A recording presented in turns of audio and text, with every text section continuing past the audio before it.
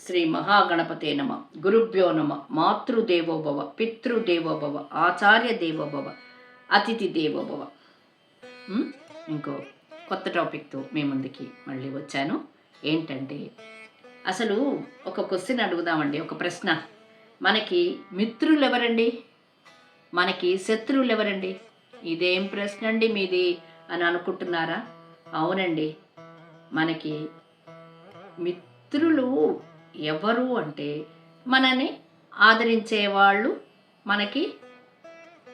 మనమంటే ఇష్టపడేవాళ్ళు, మనకి సహకరించేవాళ్ళు, కష్టసుఖాలు ఆదుకునేవాళ్ళు కూడా కదా, మంచి చెడులు చూసుకునేవాళ్ళు మిత్రులు.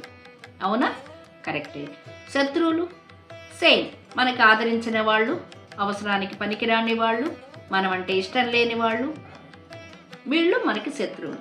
అందరూ బయటే ఉన్నారు కదా, అవునా? కాదండి, ఎట్టి పరిస్థితుల్లోనూ కాదు. మరి ఏంటండి, మనకి మనమే మిత్రులము, మనకి మనమే శత్రువులము. ఎలాగా? భగవద్గీతలో శ్రీకృష్ణ పరమాత్మ 6వ అధ్యాయంలో 5వ శ్లోకంలో చక్కగా వివరించారండి. ఒక్కసారి మీకు చదివి వివరిస్తాను.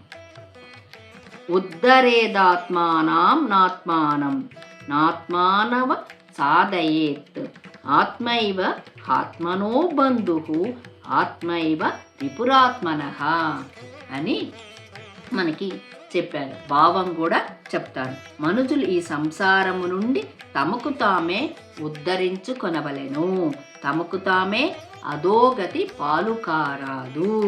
ఎందుకంటే వాస్తవముగా తమకు తామే మిత్రులు, తమకు తామే శత్రువు. ఉద్ధరేదాత్మానం ఆత్మానం, మనకు మనమే ఉద్ధరింపబడాలి అని చెప్పారు. అవునా? మరి ఎలా అండి అంటే, ఒక్కసారి మనం ఎప్పుడేమనుకుంటాం, మనకి శత్రువులు బయట ఉన్నారు, వాళ్ళు వీళ్ళు అంటాం, మన మిత్రులు వీళ్ళందరూ అంటాం. కాదండి, మనలో ఉన్న శక్తిని, నిద్రాణమైన శక్తిని వెలికి తీయాలి. మనలో ఉన్న శక్తిని ఉపయోగించి మనము ఉద్ధరింపబడాలి.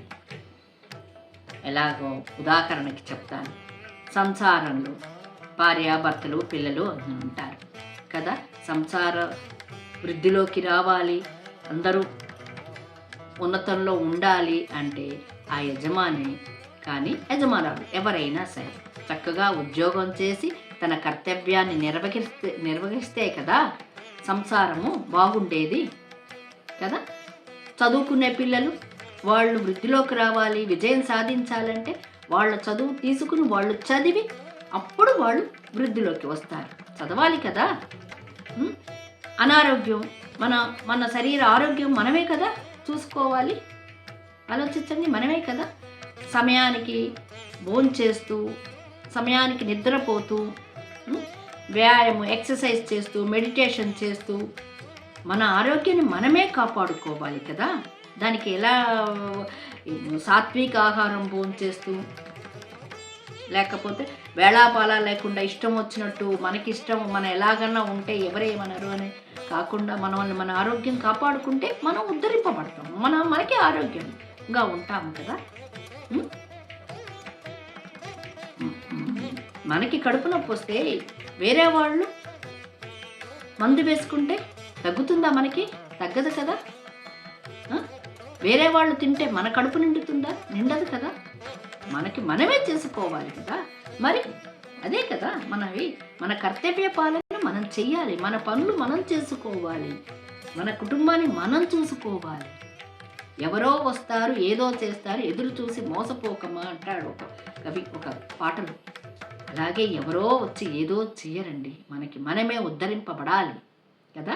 ఈ నూతన సంవత్సరము, కొత్త సంవత్సరము జనవరి 1 రోజు నుంచి మనం ఒక నిర్ణయానికి వద్దామండి.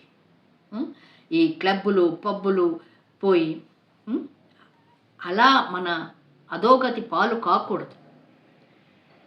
మనం వృద్ధిలోకి రావాలి అంటే మనము ఒక డెసిషన్ తీసుకోవాలి, కమిట్మెంట్తో వ్యవహరించాలి, ప్రామిస్ చేయాలి. చక్కగా ఈరోజు ఆ స్వామి దగ్గరికి వెళ్ళి రోజు ఒక శ్లోకం భావం చదువుకోండి. అదే కాదు, వారానికి ఒక్కటైనా ఆ భగవద్గీతలో ఉన్న శ్లోకాన్ని చదువుకొని, భావాన్ని చదువుకొని, దానికి అనుగుణంగా మన జీవితాన్ని వ్యవహరిస్తే, దాన్ని అనుగుణంగా మనం నడుచుకుంటూ వెళితే ఇంకా అంతకంటే భాగ్యం, ఉద్ధరింపబడతాం కదా. మన జీవితానికి మనలో ఉన్న శక్తిని కొలపడానికి ఆ శక్తి వితిన్ అంటుంటాను కదా, ఆ శక్తి ఎక్కడో కాదు, ఆ భగవద్గీతలోనే ఉంది. ఆ స్వామివారే శక్తి మనకి. ఆయన భగవద్గీతలో వివరంగా చక్కగా వివరించారు. ప్రతి శ్లోకాన్ని మనం చదువుకుని అర్థం చేసుకుని మన జీవితాన్ని సార్థకత్వం చేసుకోవాలని కోరుకుంటున్నాను. ఇలాగే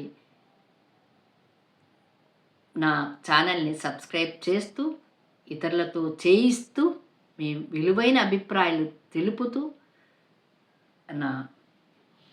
దీనికి సహకరిస్తారని, నా వృద్ధికి తోడ్పడతారని మనసారా కోరుకుంటున్నాను.